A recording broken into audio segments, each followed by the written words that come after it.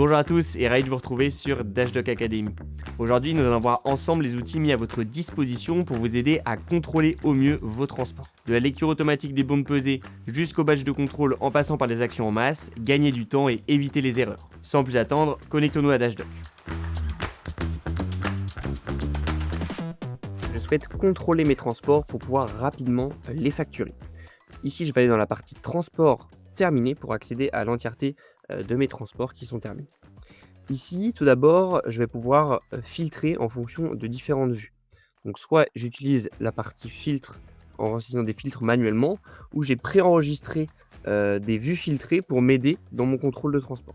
Ici, par exemple, je souhaite vérifier tous les transports de ma vue VRAC Ouest, donc tous mes transports avec des sites d'enlèvement 44, 35, 56 et qui ont le libellé VRAC. Donc ici, je vois que j'ai 2 transports. Dashdog va automatiquement m'indiquer grâce au badge de contrôle les différentes informations manquantes ou erronées sur mes transports.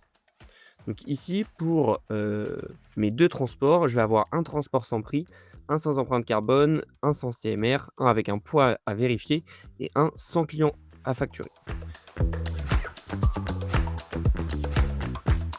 Donc si par exemple nous regardons pour le transport qui n'a pas de poids à vérifier, donc si on clique sur le badge, Dashdog va automatiquement me filtrer le transport. Ici je clique sur le transport et je regarde et je vois ici que le poids semble être différent que celui détecté par le bon de pesée. Donc comme vous le savez peut-être, Dashdog va avoir une lecture automatique des bons de pesée et va pouvoir vous remonter cette donnée. Donc ici quand je clique sur mon bon de pesée, je vois que le poids net est de 14 220 kg et moi je facture en poids chargé et je vois que je n'ai que 14 000 kg. Donc un écart de 220, donc c'est un manque à gagner pour ma facturation. Et je vais faire la modification. Ici, une fois que la modification est faite, le badge de contrôle va se retirer tout seul. Ici, on voit qu'il n'est plus là. Donc si je quitte ma vue et que je suis sur tous mes transports terminés, donc on voit que j'ai beaucoup d'informations. Ce qui va paraître intéressant, ça va être par exemple ici les transports avec réserve. Quand je vais cliquer sur le badge, je vais automatiquement voir tous mes transports au lieu des réserves et voir en détail la réserve, que ce soit une réserve conducteur ou une réserve de site.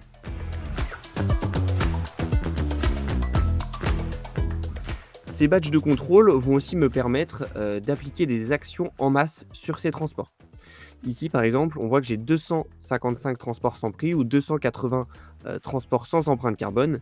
Si l'on sélectionne ces transports sans prix, je vais pouvoir mettre des prix en masse sur mes transports. Bon, ici, 255, c'est peut-être beaucoup, mais avec mes filtres, si je filtre par client, par période, etc., je vais pouvoir sélectionner les transports qui m'intéressent, cliquer sur plus d'actions.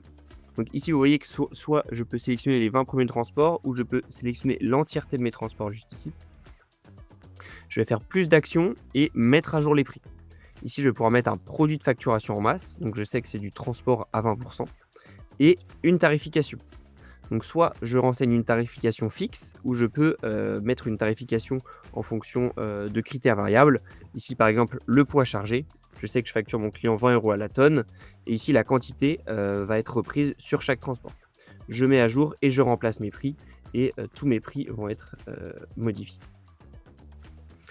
Pareil pour ici, mon empreinte carbone. Quand je vais sélectionner mes transports, plus d'actions, je vais pouvoir actualiser le calcul de mon empreinte carbone. Donc si certaines données sont manquantes et que je les ai paramétrées sur mes transports, je vais pouvoir les actualiser pour que celles-ci apparaissent dans mon empreinte carbone. Autre action en masse qui est possible ici, ça va être de mettre à jour le client à facturer. J'ai un donneur d'ordre qui a réalisé le transport, mais je dois facturer une autre entité ou le siège social. Je vais pouvoir sélectionner mes transports en masse et modifier mon client pour lequel je souhaite facturer et mettre à jour.